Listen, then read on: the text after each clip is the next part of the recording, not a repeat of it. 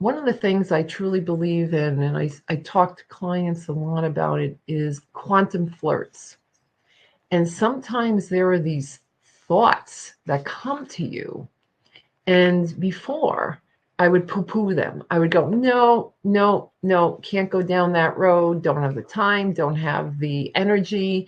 I don't have the training. This is what I got to stay focused on. Now I go, what if that were to be possible? I look at the possibilities.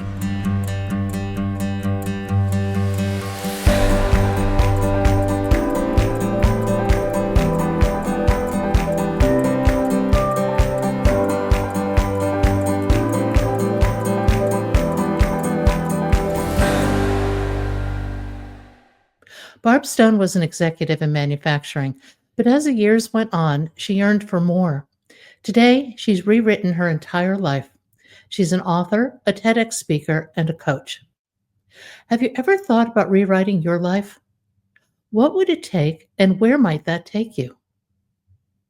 Join us for a wonderful conversation about life, about changes, and about accomplishment. And for my subscribers, a special behind the scenes part 2 of this podcast on bumpintheroad.substack.com. Barb, welcome to Bump in the Road. If you would, tell us your story. Hi, Pat. Thank you for having me on your podcast, The Bump in the Road. Yes. Oh, the bump. My bump. One of the things is we all start on a journey and we all think we need to accomplish a certain thing in our life. And for me, it was being in manufacturing. After I finished my MBA, I got involved in different types of manufacturing and just loved it.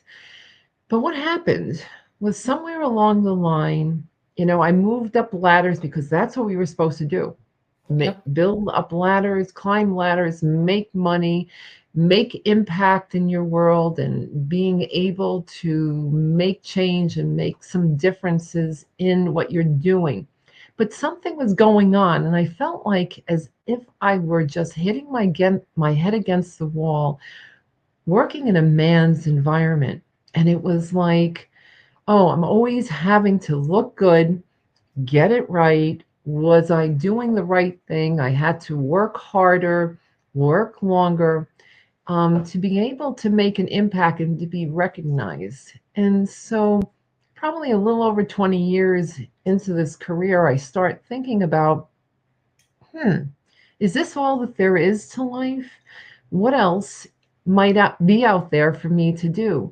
So, one of the things during my career, I always spend time learning more to help my career and help the companies. But I really didn't pay attention to what did Barb need.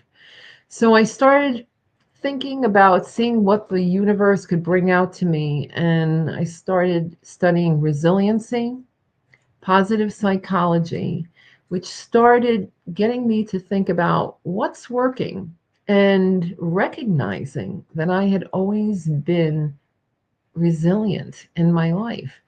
And so I started thinking about what else could I do? And coaching came up.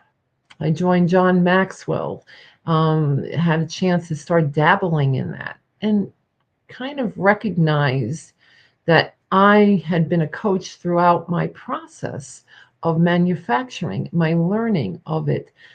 But now what I wanted to do was to really get out and explore it.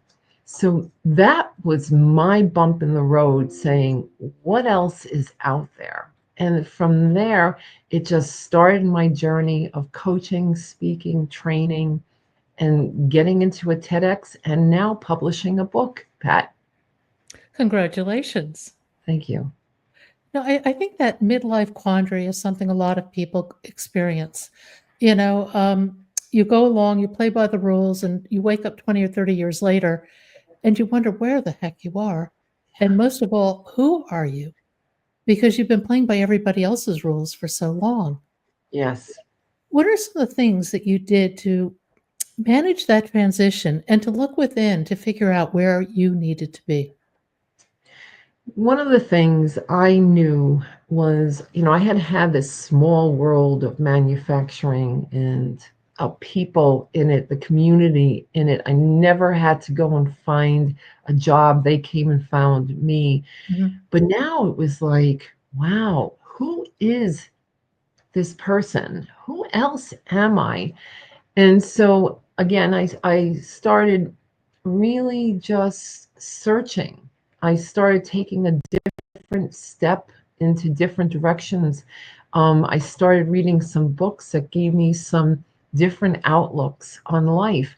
And first time when I really made the commitment to move forward, my husband and I took a class at Kripalu.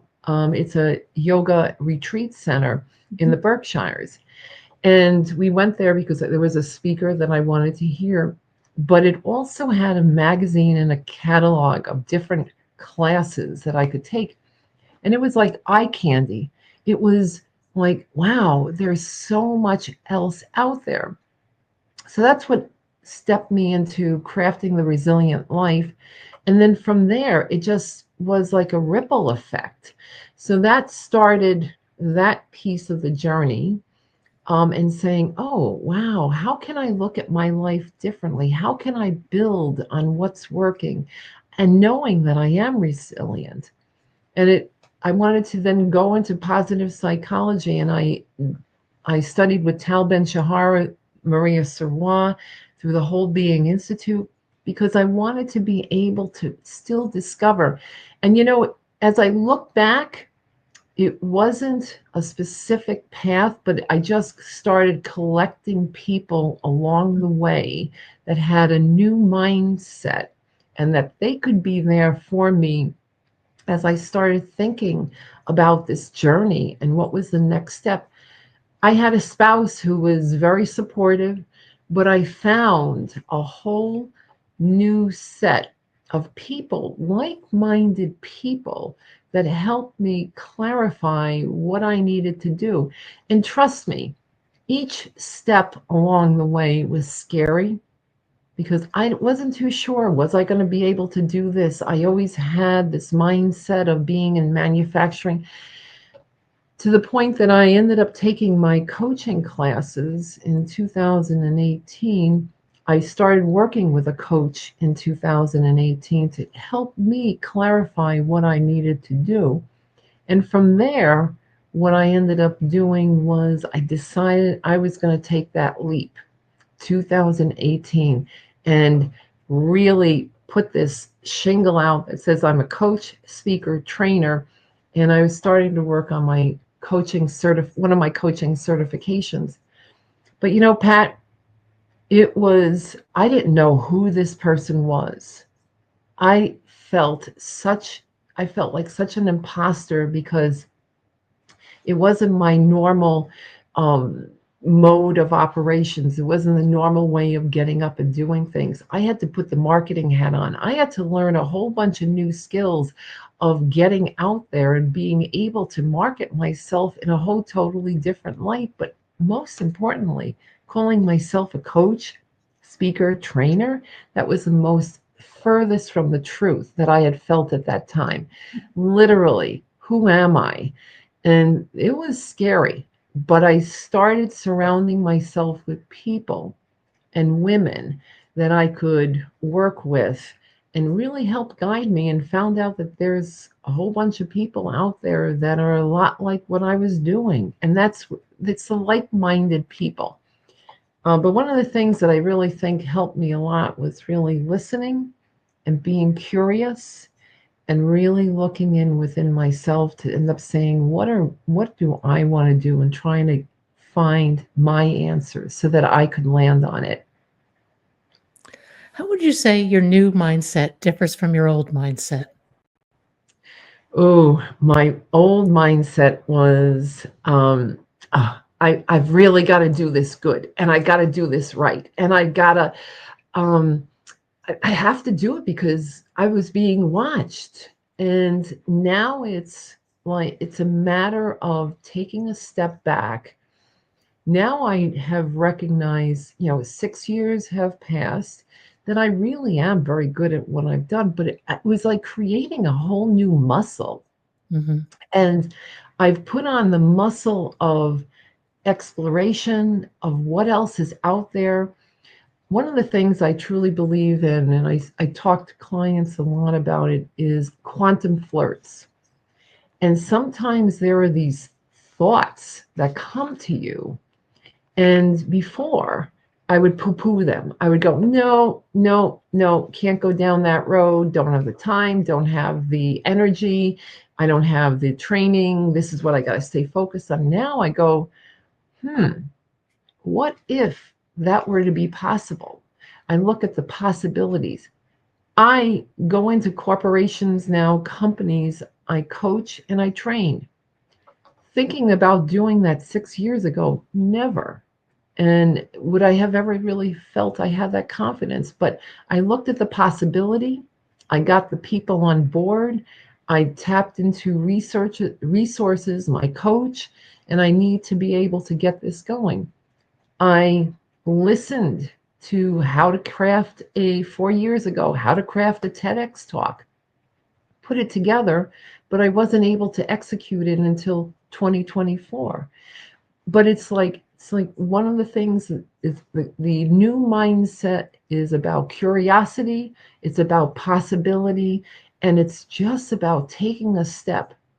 Publishing a book last month, started working on it at the end of 2023. Never, ever would have thought that I would have been able to create that.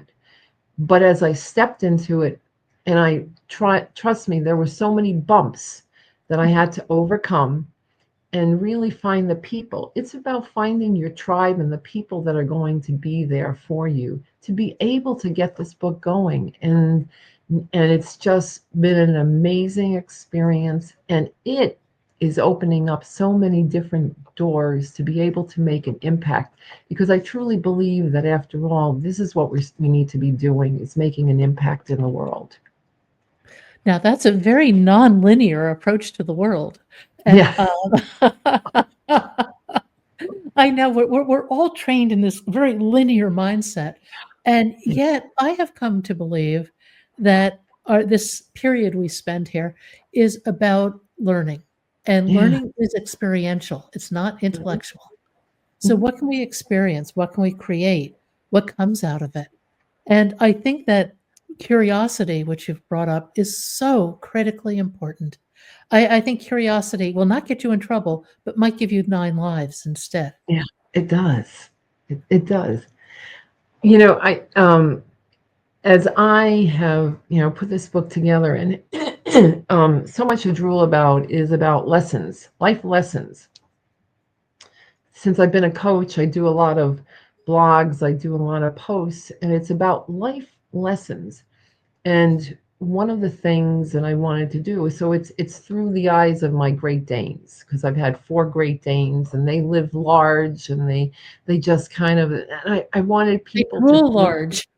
What's that? They drool large. Yeah, drool. That's why so much to drool about. And yet, literally, they do. But one of the things is that these are lessons, and they're lessons that people go through, myself and everyone that's picked up this book. It's a little story, there's an illustration, and then there's a wisdom statement. And the thing about it is that I am finding that I had originally had written this book because this is what I needed. I need something inspirational to read in the morning.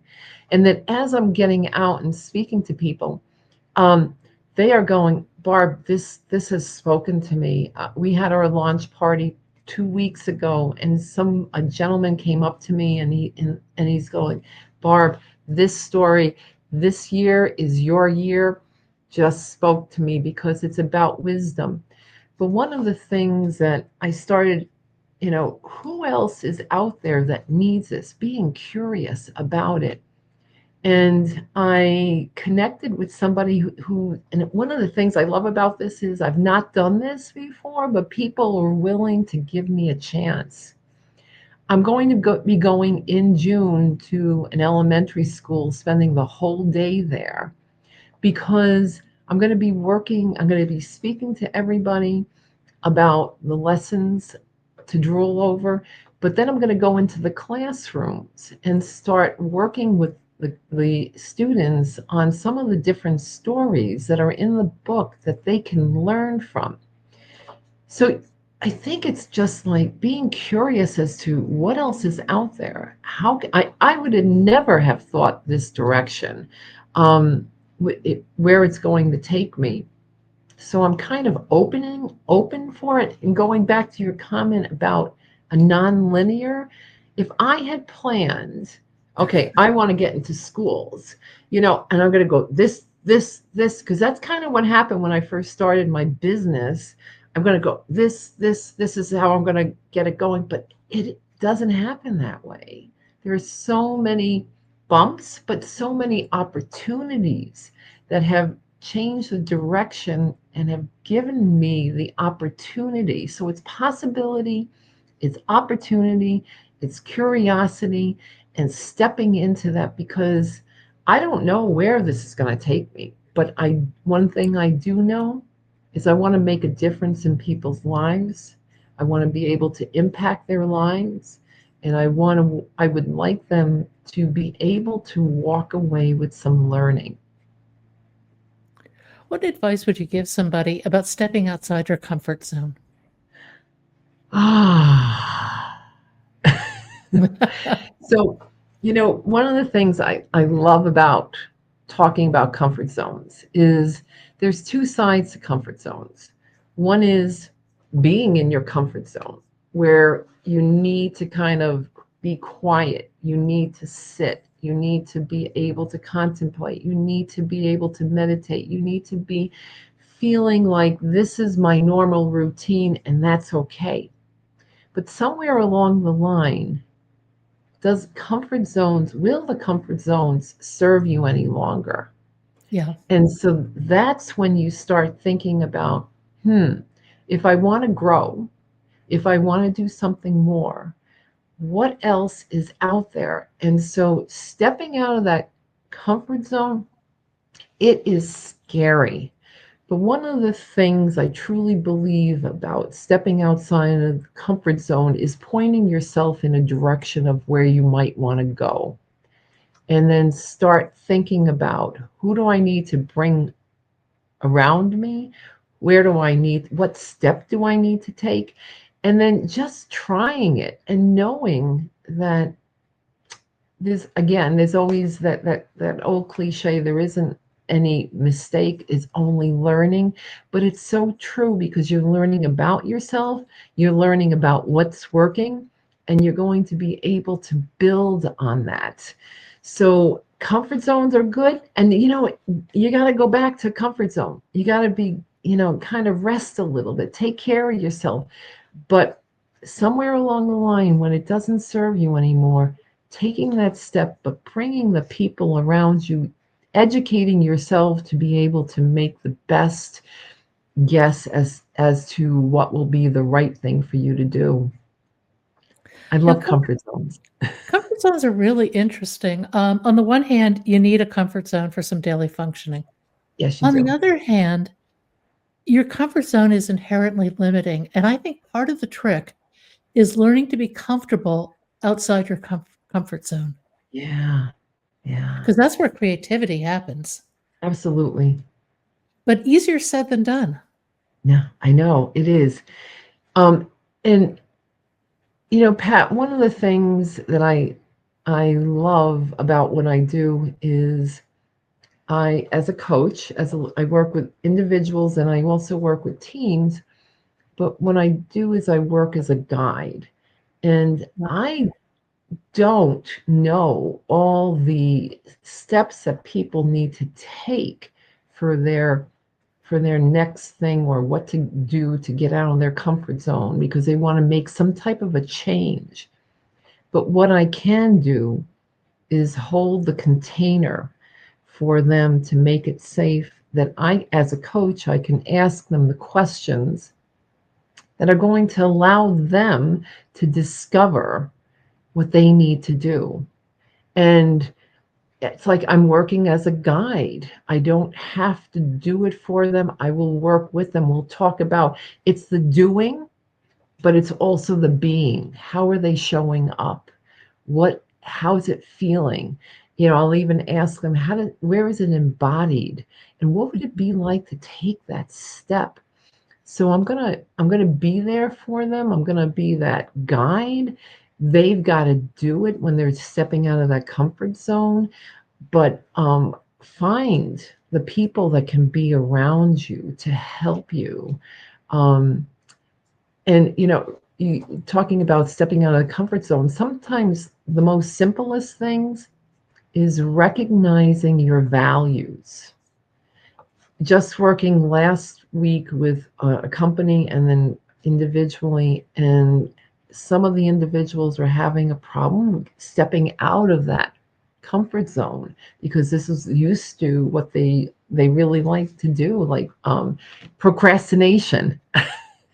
And so what we started doing was taking a look at the values and what was going on that he had to stay in the procrastination, and what would it look like for him? What else? How could he align with the values outside of that procrastination to move forward? And it was an amazing experience. We started looking at different perspectives of what's happening for him to get out of the comfort zone. I can't wait to meet with him next month to see what he's created. But it's finding the people around you that will help you recognize it. But it's got to be a trusted source to help you with that comfort zone and getting out of it. I think it's finding the people. I think it's also going within. Yes, absolutely. Because really you're looking to realign your life, and it's such an opportunity if you treat it that way. So Mhm. what really matters to you? We're all so used to doing what matters to somebody else and adopting Yes, somebody else's values and somebody yes. else's goals. What really matters to you? That's such a 180-degree paradigm shift for most of us. It is. It was for me too when I stepped out of that bump in the road out of Yeah. manufacturing. Who am I? And it's an interesting question to have to deal with in midlife. Yeah, But yes, I it would is. I would say that actually at midlife is the perfect time to start looking at this, because I hate to clue you all you out there who are at midlife, this is going to repeat itself when you go to retire. Yeah, yes, yes. But but Pat, I don't know what retirement will look like for me. I don't think And you'll ever retire. Why would I you? don't and I don't think you will either Yeah. because you're always creating. And that's that value in us. That's that purpose in us. And so you started talking a little bit about alignment. It's Mhm. like how can we align our values, our purpose, our gut to be able to move forward? And just to bring with the alignment, it's as you are doing different things, how are you being? The being is how you're showing up, and how does that feel? Does it feel right for you as you move forward? So there's that alignment, and it's constantly in check. And I don't know what's I did this book. Yes, I've got a few other books, but I want to be able to create and help people. I'm at a different point in time in my life Yeah. that, you know, yeah, I had to look good, get it right, climb the ladders, get the titles, but that's not my purpose now. It's not where my values lie. And that's when I think that as we all go through different stages, trying to align those values and purpose. I think it's incredibly important to get in touch with what your values are, because without a sense of your values, you're just going to ping pong around life. And that's not a satisfying way to live. No, no, no. And it's not necessarily going to be a straight line, but it's No. going to be a learning journey, bumps in the road. curves, and that's what I love about your background is bump in the road, but then there's a road that curves through mountains, through trees. So it's such a metaphor, such a so symbolic to the way we live our life. It isn't, I work with a lot of business leaders that are looking for me to help them with what is that magic pill for starting my business and being successful. There isn't a magic pill. Yeah. It's just taking one step at a time, moving forward, and having people to guide you along the way. Vision, passion, good people around you, and perseverance. Yes. And as you were saying earlier, resilience. And I think resilience and perseverance are closely related. Yes. Yep. How can you, one of the things I have a sign, when I did studied positive psychology, there are 24 character strengths. And I took a look at, you go through this, what are your top character strengths? And one of them is perseverance for me. And it's like what I had to do was persevere through a lot of challenges and being able to overcome the naysayers, the bumps in the road, and the twists and the turns of different things that were unexpected for me in my life and in my journey of life. Now, you bring up the naysayers, they can have a huge impact on your own self perception. How do you deal with the naysayers? And particularly when you're younger, how do you separate the naysayers and their issues from what you believe about yourself? Yeah, yes, that's a great question, Pat. And well, one of the things, for me, especially when I decided I was going to leave manufacturing, I had been known in the manufacturing industry. And so I sent out a letter to my friends, families, and business colleagues that I was taking this step, this leap into this new career.